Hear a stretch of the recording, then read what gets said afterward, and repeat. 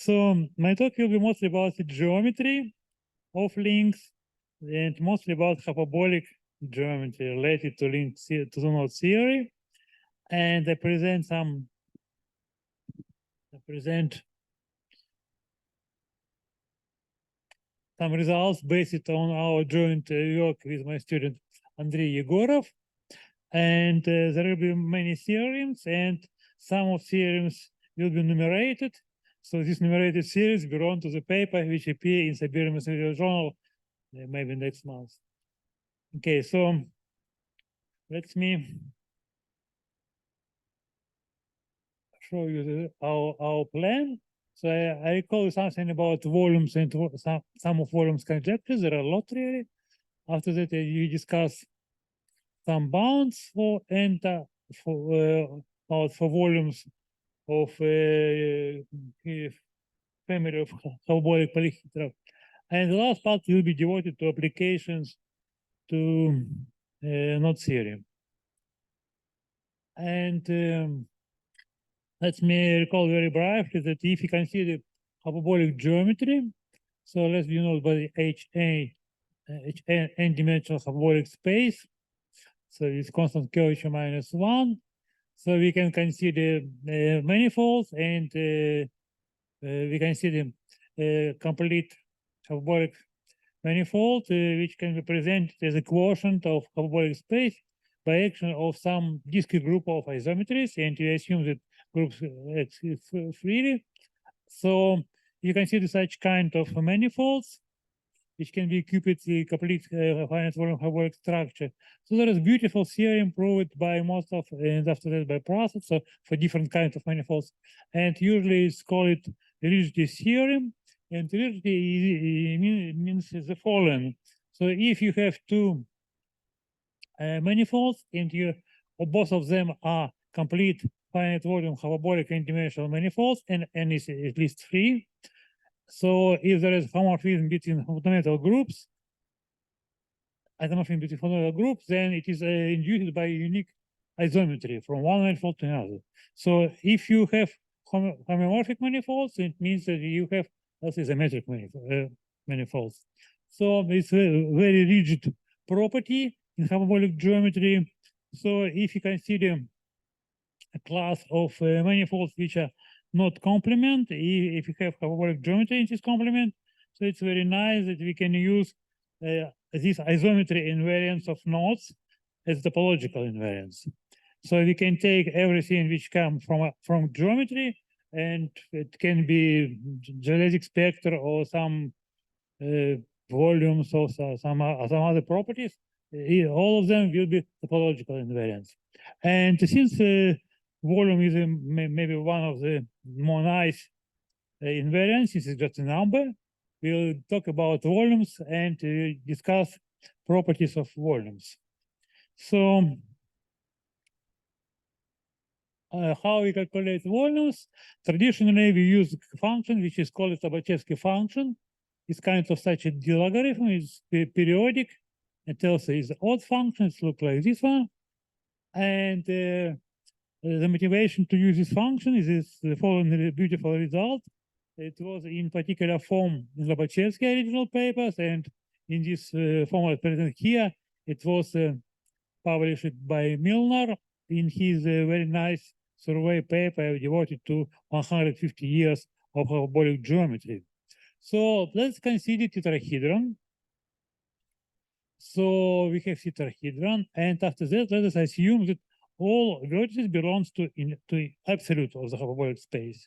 So it belongs to infinity.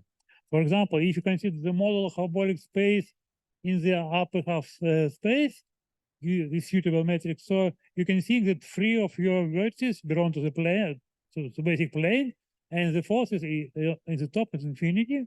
So suppose you have such a tetrahedron. So locally, in each of vertex, we have just Euclidean triangle, and for diagonal angles around each vertex, the sum will be equal to pi. So we have ideal. Ideal means that all vertices belong to infinity, all this absolute of the space, and diagonal angles alpha, beta, gamma. and it's easy to prove that alpha opposite diagonal angles will be the same. So there are just 3 different angles, alpha, beta, gamma, and some of them equal to pi. So combinatorically we have a tetrahedron, and geometrically we have such angles. And particular, as I told, particular case was considered by Lobachevsky, and the formulation of the Milan is the following. So if you are interested in volumes of such tetrahedron with diagonal angles alpha, beta, gamma, so you can find this volume is if you take the above Lobachevsky function, which is denoted by lambda, and just substitute diagonal angles to this function. So just calculate Lobachevsky function in point alpha, plus Lobachevsky function in beta, plus Lobachevsky function in point gamma, and also we know that alpha plus beta plus gamma equal to pi. So it's just function depending on 2 variables, and we can check what is the extremal values. And in this case, it is easy to check that you'll get the maximal possible volume if alpha equal beta equal gamma, and all of them equal to pi over 3. So we denote by V tet, written by red here, the constant, which is just a volume of maximally possible tetrahedron, and this is just 3 Lobachevsky function calculated in pi over 3. So this constant looks like this one, so it's up to 15 digits, I suppose. And we even don't know if it's rational or not, or a rational number. So we just can calculate as far as we can.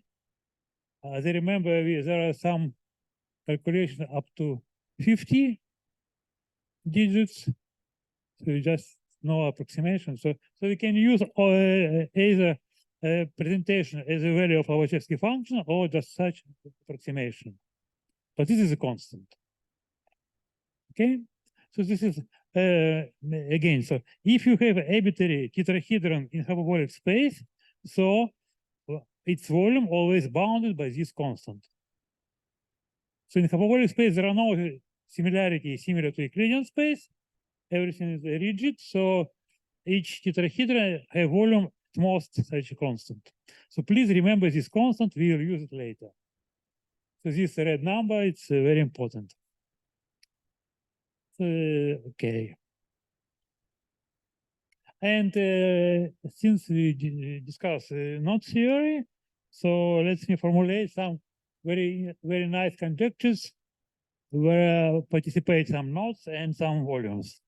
So the most famous of conjectures is so-called volume conjecture. It's Kashaev-Murakami conjecture, and you can see here, suppose we have hyperbolic link in 3-dimensional sphere, and consider the sequence of n scalar Jones polynomials denoted by Gn, and you get an original Jones polynomial if n equal to 2. So we consider the sequence of polynomials, these are all the Laurent polynomials, and what you do, you substitute some special point to this concrete polynomial, you take log, you divide by n, you consider the limit. This is the left part. So on the left part, you have something which is the limit of values of colored Jones polynomial in special points. And what is the right part? In the right part, you have a volume of the knot complement. So this is conjecture. And it was originally formulated by Renat Kanshaev. It was, I suppose, in this paper, as cited here. And he used invariant which was denoted by, his paper by kind of a bracket with index n. And after many years, Hitoshi Murakami and Jun Murakami, 2 very nice Japanese mathematicians, demonstrate that the Kashaev invariant can be expressed via the color Jones polynomial. So original Kashaev construction was a little bit different. I mean, his invariant was different, and they just found this. His invariant can be described in terms of color Jones polynomial as such kind of a limit. And after that, everybody called it Kashaev Murakami volume conjecture. And on the right part, you have something interesting. So if your knot is not hyperbolic, so hyperbolic volume equal to 0. For example, if you take a trefoil. So if you take a torus knot, so this conjecture was proved by Kashaev and his co-author, suppose right Tikkanen, just immediately after the conjecture was formulated. So non-hyperbolic case was proved immediately, and hyperbolic case is still open. It was proved just in some particular cases, and as I told you, we can use Lobachevsky function to work with the right hand part, but for the left part, you need some asymptotic methods, and there are a lot of investigation in this direction. So this is the conjecture, and I will talk mostly about the right part, of course. Not about because for left part, there is another conference, just our colleagues who work with these approximations. Okay, this is the most famous conjecture in knot theory. And you see on the left Jones polynomial, and Jones got the Fields medal. On the right, you have hyperbolic geometry of knots, so it's related to Thurston New York, who also got the Fields medal. And it's very nice. There are a lot of young mathematicians. So if you're under 40 and you prove this conjecture, definitely you get the Fields medal, I suppose. It's a very good chance. Okay, this is a particular example how it works. So let's consider the figure 8 knot. Such a knot with 4 crossings is a diagram, and it is known from Rari papers that this knot has such a fundamental group, and this complement has a fundamental group, and this group is two-generated and has a facial discrete representation in the group of isometries of hyperbolic space interpretation given by such kind of map. So you send two generators, two elements of PSL to C, like here. And a topological construction is the following. If you take two ideal tetrahedra, regular tetrahedra, so all the angles pi over 3, and you glue according to this picture. So you glue two face if the collection of errors is the same. And if you consider the link of ideal vertices, you obtain exactly the figure 8 knot. So if you want to find volumes, you just take two volumes of ideal regular tetrahedra. So again, you see the constant V tet, just multiply by 2. So you'll get a volume of this knot complement. Also, there is interesting properties related to arithmeticity of this knot. You can find formula in terms of more interesting functions which are related to Lobachevsky function. This kind of versions of Wagner and block the algorithm, but nevertheless, it looks like this one. Okay, so for this knot, it was proved many years ago. And now there are many other versions of volume conjecture, and I present you just a few of them. For example, we already mentioned in this conference about Turaya-Firo invariants. So I don't want to recall the correct definition, but just denote by TV with index R as the Turaya-Firo invariant of the manifold. Of course, parameter is integer. And there is the following conjecture which was formulated by Chen and Yang. And the conjecture is a kind of generalization of Kashaev-Murakami conjecture for a more wide class of object. So if you consider hyperbolic free manifolds, and it can be just a closed manifold, or manifold with cast, or manifold compact with geodesic boundary. So all possibility for three-dimensional hyperbolic manifolds for which we can define the Turaya-Firo invariant. So philosophy is very similar. Again, we have invariant depending on parameter R for our manifold, and to calculate in some very specific points. So again, we have sequence of numbers, and we take a log, we divide by r, and we take a limit. And conjecture that we will get the volume of the manifold. And also we consider the limit along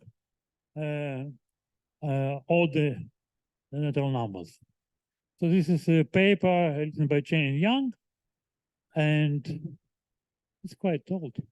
He gave a talk about other versions of Fourier projections about 2 months ago in Jelin conference. So it's very many results in direction. And I'm interested in one more version, which is related to graph, to polyhedra. And Konstantina get it out, and Van der Wien, they define it kind of version of Turaya-Firo invariant, but for plane graphs. So this is not related to original construction. They just give a name Turaya-Firo invariant, and they consider plane graph and consider some invariance of plane graphs, and also uses something similar to state sums and define such kinds of invariants. So again, philosophy is very similar. You have Turaya-Firo, just name Turaya-Firo, Turaya-Firo invariant for graph, and again you calculate in very specific point, and again you take log and divide by I and consider the limit. And we will be interested in what will be the right path. So we started with a free connected plane graph. So plane and free connected means that this graph can be realized as a one skeleton of a polyhedron. So you can think that our graph is just one skeleton of some polyhedron. And let us consider the family of polyhedra, call it P. So let us take all possible polyhedra for which our graph is one skeleton. For example, it can be skeleton of tetrahedron, so you consider all tetrahedra which can be realized in hyperbolic space. But we admit that our tetrahedra can be with finite vertices, with infinite vertices, and also with truncated vertices. This kind of generalization of polyhedra. So if you have tetrahedron with truncated vertices, it's still tetrahedron for us. So this conjecture, and the question is, so I am not interested today in calculated Turaya-Firo invariant, but I am interested in the right path, what is supreme of volumes. So you can see the very big family. So it's not restricted by constant, which we discussed before, because we admit also truncated vertices. So this is the right path. And it was a conjecture in the paper with Francesca Constantina, François Gotthard, Roland van der Wien. And after a few years, there was a nice paper about the right path. And the paper was written by Giovanni Belletti. It's exactly about the right path of this conjecture. So he proved the following. If you consider the object which we consider, so free connected plane graph, and you consider supreme of volumes among all hyperbolic polyhedra with such a skeleton, then this supreme will be realized for a polyhedron which he called rectification of graph gamma. I'll explain what it means. So we have a right path, and the right path we have rectification, and we again discuss generalized hyperbolic polyhedra, so it means finite vertices, ideal, and also ultra ideal, so it means we truncate this vertices. His paper was published 2 years ago in Transactions American Mathematical Society. So what we are doing, So suppose we are thinking about hyperbolic space as a model in the ball or projective space, and suppose in the ball. So we have points which are inside this ball, which just the usual finite vertices on the boundary, which are ideal, also ultra ideal, which are over the ball. In this case, you consider polar transactions, truncation by polar planes, get a picture like this one. And correspondingly, vertices I call it finite ideal or ultra ideal. And this is some pictures. It's not organized in this collection. So you have just simplex, or you have maybe picture when two of your vertices are out of the hyperbolic space model. So it's already not hyperbolic, but if you truncate, you will be still in hyperbolic space. So middle picture is just two finite vertices and two truncated. And you can continue this process. So you send your ultra ideal vertices to infinity, and you truncate by a polar plane, and finally, at the limit, you'll get the picture as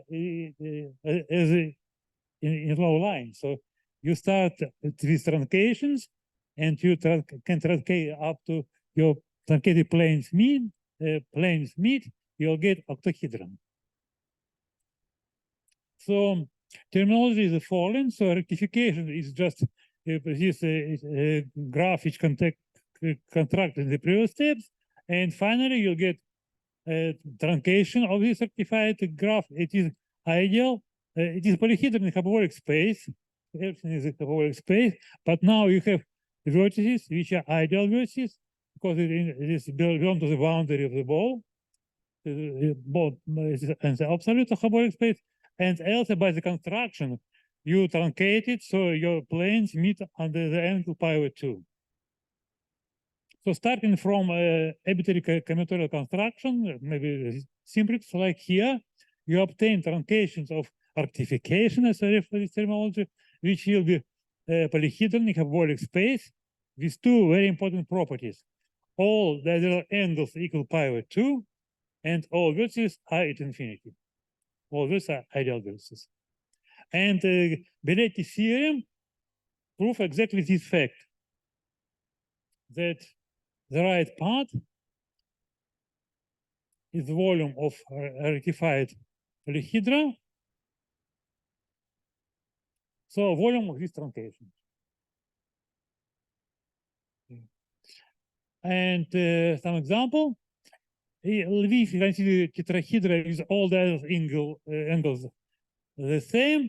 So here the case, there are angles pi over 3. Pi over 3. Sorry. Correspond to the ideal regular case, and you know the volume is constant.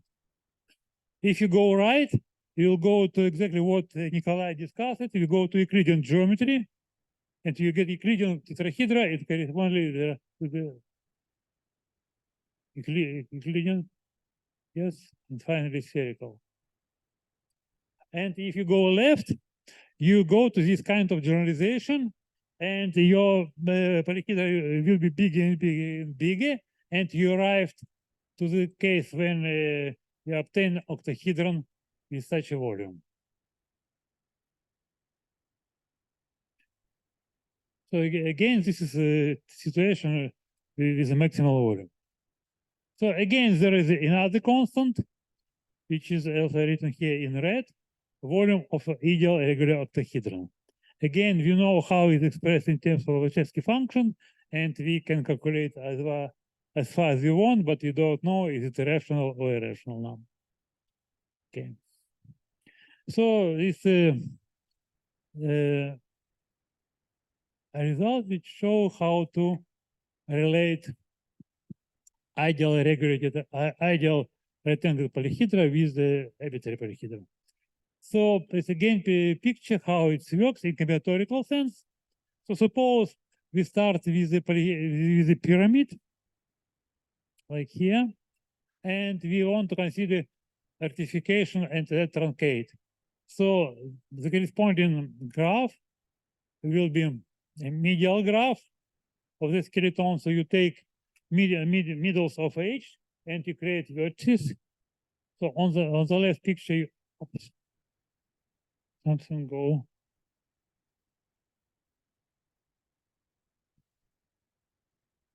Can you give me a picture, please? Okay, so the pyramid, and if you can see the medial graph, you'll get a skeleton of antiprism. And also you can do inverse. In this case, you can start from a polyhedra on the right hand side, and you can reconstruct, if you can see the graph corresponding to chessboard coloring. Okay, so we understood that very important to consider ideal right-angled polyhedra, and we obtain bounds from the theory of right-angled polyhedra. And just recall you very beautiful results proved by Andrei many years ago, but very important results. He characterized polyhedra in hyperbolic three-dimensional space. And for example, we know that four-length combinatorial polyhedra admit realization as ideal right-angled if and only if there are no non-trivial fourth circuits. So you have a surface of a polyhedron, and you can see the closed curves, and each curve intersect at least 5 edges. Is only one exceptional case when it is trivial. I mean, if it is around the four-length vertex. This has no non-trivial circuits. So just combinatorial condition, and very quickly from early formula for polyhedra, we obtain that minimal number of faces is 8. So simplest is octahedron. It is similar. And there are some examples of such polyhedra. It's family of antiprisms. The first is antiprism, and also octahedra, and some other. You have angle on top and angle on bottom, and two end triangles between them. And if you're talking about volumes, so for this family, volumes was calculated by Thorson in his famous lecture Notice on hyperbolic geometry. It looks at such expression again in terms of the Lobachevsky function. And again, I recall that we have such a constant volume of the hedron with the same meaning as before. Okay, so we understand that in hyperbolic spaces, everything is very rigid. So if you fix the diagonal angles, so everything depends on combinatorics. So it was a very nice idea from Christopher Atkinson to estimate volumes of terms of combinatorics. So if you have ideal rectangular polyhedra with F faces, so you obtain low bound and upper bound of the volume, and you get equalities in both sides if you have an octahedron, so polyhedron with 8 faces. It's just unique. And a few years ago with Andrei Gorov, we considered the right bound, the upper bound, and we improved it a little bit. And I show you the picture. So this is low bound from Christopher Atkinson, this low line, and another line is our upper bound, and point just values of polyhedra which we calculated. We can put there's few 100,000 for something like that. So that's we have a number of vertices and various volumes. And upper bound is asymptotically explicit, so you can just consider up to constant. And you see, if you go far, so the distance between the real numbers, real values, and upper bound is bigger and bigger. And so we wanted to understand more nice upper bound, and we did in the paper which appeared this year, joint paper with Stepan Alexandrov, Nikolai Bogachev, and Andrei Yegorov. So it's again in combinatorial terms, if you have at least 26 faces, so you have the first case of bound. Also, if you have k-gonal face, maybe it's if it's very big K, so you can bound volume from above. It's also bound for the volume, and the last situation, you have only triangular and quadrilateral faces. So also you have the upper bound. And again, everything in terms of these two constant V tit and V octahedron. So it is for ideal regular, but since we have a result of Belletti, we can apply it to arbitrary polyhedron, generalized polyhedron. So using the result of Belletti and our upper bounds, you can obtain the following result. So suppose we have a free connected plane graph, and we are interested in number of edges because of medial construction. So if you have a skeleton with E edges, then we can bound the volume of generalized hyperbolic polyhedra with such a skeleton as presented here. So the case of tetrahedra, we already discussed it. So the maximum for the case of tetrahedra is the octahedron. Was presented in the graph. And if our skeleton different from the skeleton of tetrahedron, we have upper bounds like here. So you just need to know the number of edges and you get the upper bound. And also if you have a lot of edges, at least 25, so you can improve this bound up by some constant. And this result will appear is available in archive. So what we use Belletti result, which describe it as the rectified construction. And you have also upper bounds, which you obtain for ideal rectangle polyhedron. And another result in this direction is kind of more concrete description. So as we discussed it, we have early formula for polyhedra, and directly from this early formula, you can recognize usually if you have a polyhedra which is ideal rectangle, there are many triangles. So we wanted to obtain a bound which correlate with number of trivalent vertices and triangular faces. And this is bound for this particular case.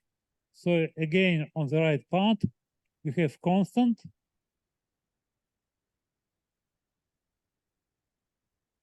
which is with volume of the ideal regular tetrahedron, and expression where number of edges, number of triangular faces, and number of trivalent vertices. And if all vertices are trivalent, you obtain the bound like here. So to obtain upper bound, we need just to know number of edges. Polyhedra. And so in the volume conjecture for Constantina and Gritaut and van der Wien, so in this conjecture, we know the upper bound for the right part, which is purely combinatorial. It depends on number of edges. Because of the left part, you have something which is invariant of the graph. So definitely it's just combinatorial properties. And also on the right part, you have the upper bound of this value in combinatorial parameters. Just number of edges, or maybe if you have triangles, number of trivalent vertices.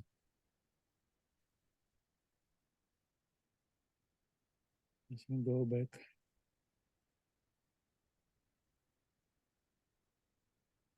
And this is just a particular example. So if you have family of n-gonal generalized hyperbolic prisms, this picture for n equal 4 is on the left. You have a prism, and you consider the family of prisms. So you require just your prism belong to hyperbolic space. So vertex can be finite, can be ideal, or can be truncated. So all this huge family. And from Atkinson results, the upper bound is the first line. And from our theorem too, the upper bound like this one. And since there's some constant, you see the our bound is a little bit later, a little bit better. And for this angular prism, that the rectification is a polyhedra drawn on the right.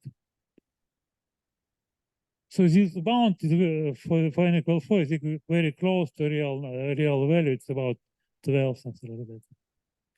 So we can do it for many families, and we can discuss the right part of the volume conjecture. And now I would like to present some just by way applications to the bound of volumes of hyperbolic knots and links. So suppose we have some knot. Usually we have knot given by its diagram. So the question is the following: can we estimate the volume if you have just a diagram? What you can say about the volume of such knot or link? And the first approach from Colin Adams, you just calculate number of crossings, and the volume will be bound by constant v volume of octahedron times number of crossings. But this, so you glue octahedron in each crossings, and you bound, you estimate volume of arbitrary octahedron by volume of ideal regular. So you have some bound, but it's very far from real values. So next idea to use Jones special values of Jones polynomial, but you need to calculate it. If you want to understand something from the picture, so there is the following idea. Let us consider twists in the diagram.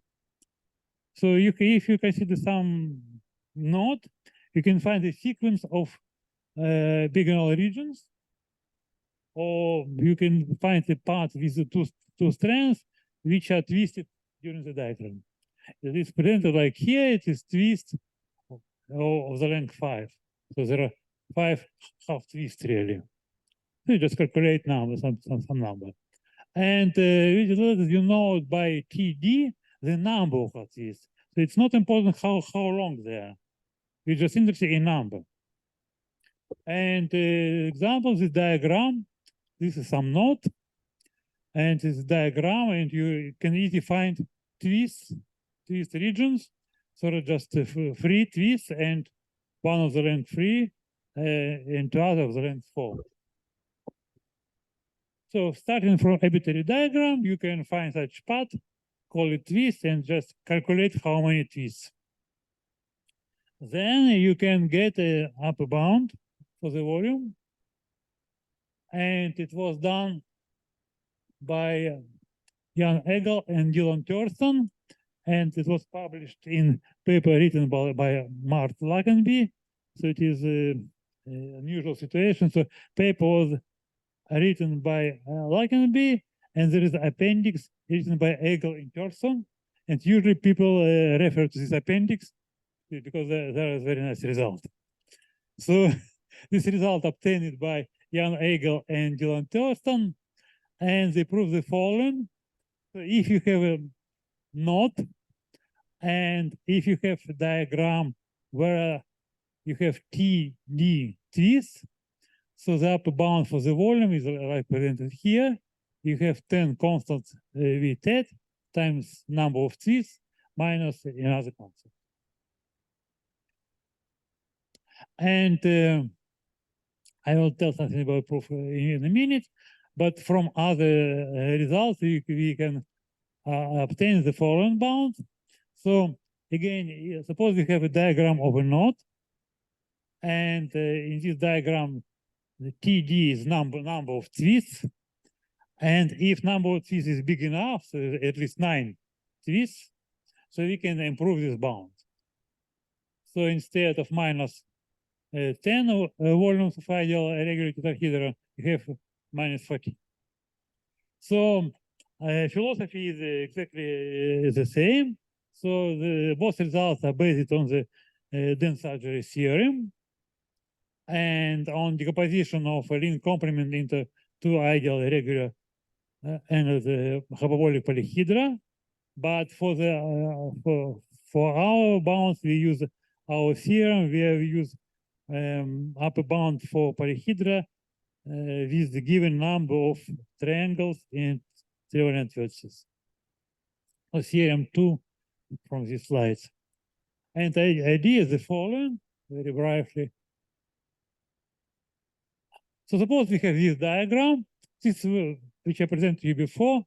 It is a very concrete two-bridge node, and its notation is 55 divided by 17. So it's from this rational parameter, you can easily find this diagram. So you can find also the volume.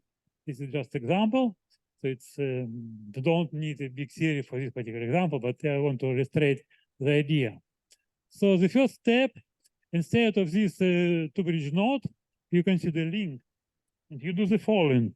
If you have a twist, you replace this twist by new component. For example, here you have the three twists, so there appear three red components, and this is related to Dens-Argyris theory. So if you do surgeries of these components, you can obtain this node for suitable parameters. So what we have immediately from theorem about Dens-Argyris, so volume of the two-bridge node complement is bound by the volume of this link.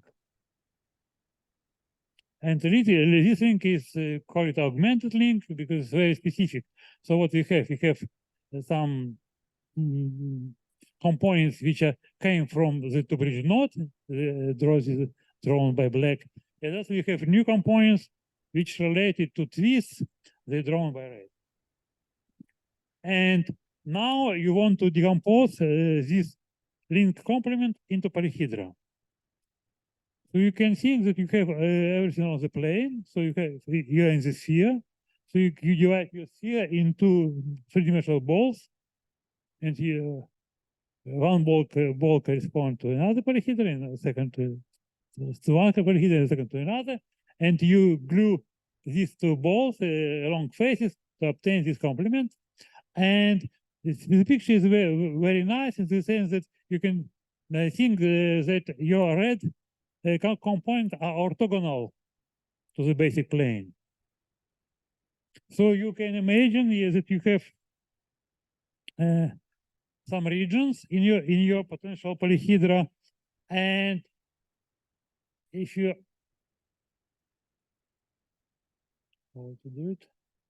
consider this local part with the red component, you can divide by 2, and what you'll get?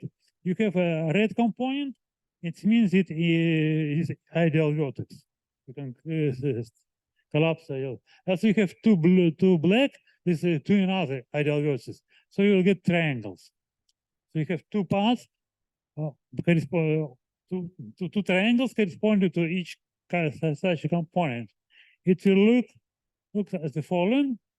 So you have here the black is still part of the two-bridge node diagram, and the red correspond to vertices which are obtained after shrinking the red component. And also there are two triangles, the pair of triangles corresponding to each component, and the diagonality is the following way. So you have one vertex, ideal vertex, which comes from red component, and it was two components colored is black, which also give you another ideal vertex. So your polyhedra will look like this one, but it's not the final polyhedra. So what we do after that, we have blue edges and red ideal vertices, and as a part which presented here by black edges, they can be linked to the ideal vertices. So now what you do, you just collapse these edges to ideal vertices, and you obtain new vertices, which drawn in the next picture by black one. So totally you have such a polyhedron. So the link complement can be glued from two copies of such a polyhedra.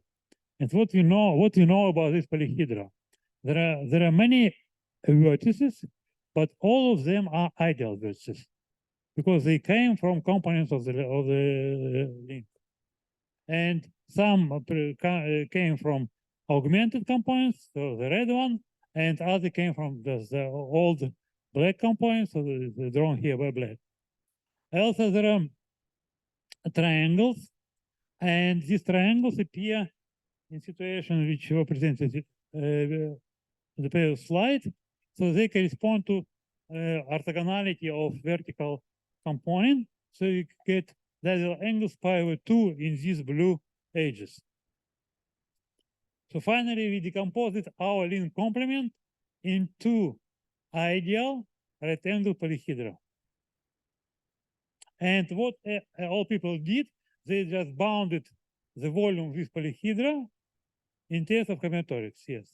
So it was done by Hegel and Thornton, and they obtained their bounds. But what you can do after our results, with Andrei Gorov, so we know how to improve the upper bound if you have many triangles. So we can control a number of triangles, and for example, here you have three red components, so you have 6 red triangles, but if number of triangles is big enough, so you arrive to our upper bound. Here there is the estimate number B. You have number edges minus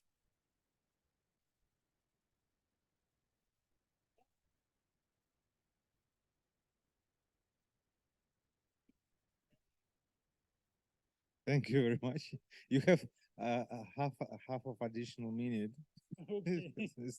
Thank you. Later. So I want to explain you that idea is the same. You again arrive to ideal rectangle polyhedra, but due to our upper bounds, you can improve the results. So if number of twists in the diagram is big enough, so you obtain the better bound. So this we can consider as a kind of application of the theorem too. Thank you very much. Thanks a lot. Please, questions, comments? No. Very complex. Geometry. And that computations by Thurston of exact volume, does it something complex or it's simple? How to just see some idea and you can compute the volume of particular polyhedra? Yeah. How complex is it?